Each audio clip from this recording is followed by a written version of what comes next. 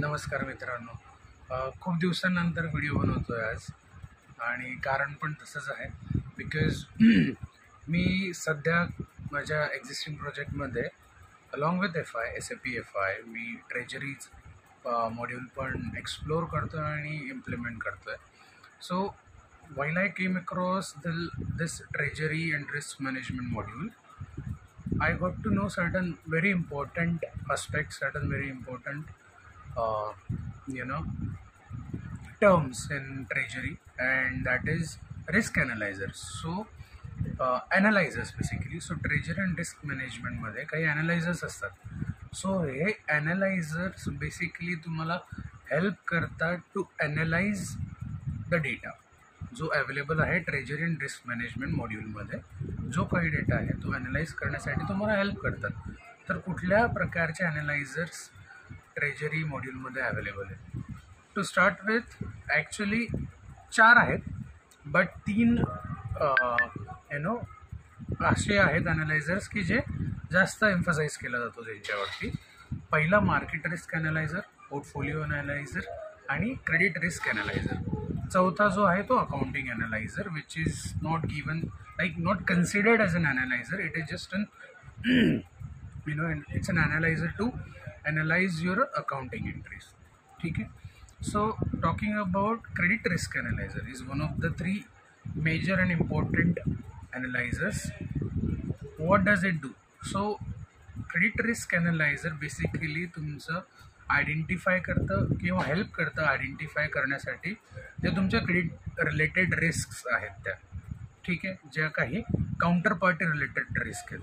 तर credit risk analyser इतकी सुंदर कन्सेप्ट आहे. त्यामध्ये तुमचं काउंटर पार्टी आणि कंट्री रिस्क कॅटेगराईज केले जातात.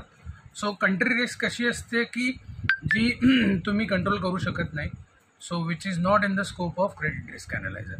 Counter party risk is something which you can control. Counter party risk पण 2 कॅटेगरीजमध्ये डिवाईड केली आहे फर्दर.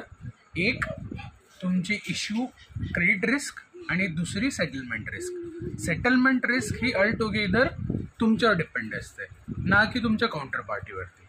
ठीक आहे. So settlement risk is of yours to take care of. Credit risk yes which is of counter party risk ही तुमच्या counter पार्टीच्या सॉल्वन्सी पोझिशनवरती depend असते. ठीक आहे. याचा अर्थ काय, सोप्या भाषेत बोलायचं म्हणलं तर सपोज कसं असतं की कंपन्यांमध्ये त्यांना काही स्टँडर्ड्स फॉलो करावं लागतात आणि त्यांना त्यांचं जे क्रेडिट रिस्क एक्सपोजर असतं, म्हणजे लोन घेण्याची जी त्यांची कॅपॅसिटी असते, ती त्यांना एका सर्टन लेवलपर्यंत with certain banking partners restricted असायला पाहिजे. तिथं काही लिमिट्स मेंटेन करायला पाहिजे. म्हणजेच काय, तर एखाद्या कंपनीचं एखाद्या लोनसाठी एखाद्या पर्टिक्युलर बँकेसोबतच जास्त एक्सपोजर नको. का नको, तर इन केस फ्युचरमध्ये ती बँक इन्सॉल्वंट झाली, त्या बँकेमध्ये काही प्रॉब्लेम आला, तर your credit risk exposure should not hamper your business.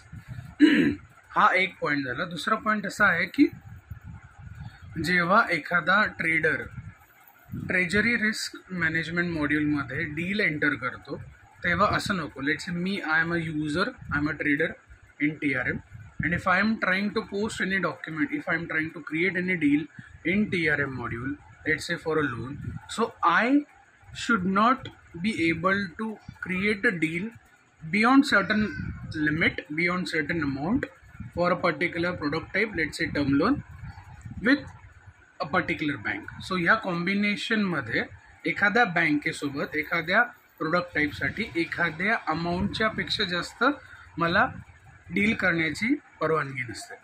So अशा प्रकारचे काही रिस्क ज्या आहेत त्या मेंटेन केल्या जातात आणि मॅनेज केल्या जातात, ॲनालाइज केले जातात with the help of credit risk analyser.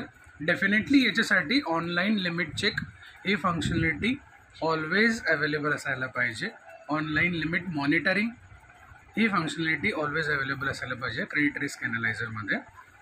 To check or to know more about what is credit risk analyzer, what are other credit risk analyzer and how can we implement them, please stay tuned आणि पुढचा video पण बघत राहा. Thank you.